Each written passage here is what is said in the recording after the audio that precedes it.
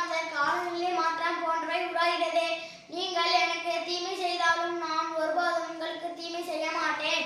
என் மீது கற்களை எறிந்தாலும் நான் கனிகளை தருவேன். மரங்களின்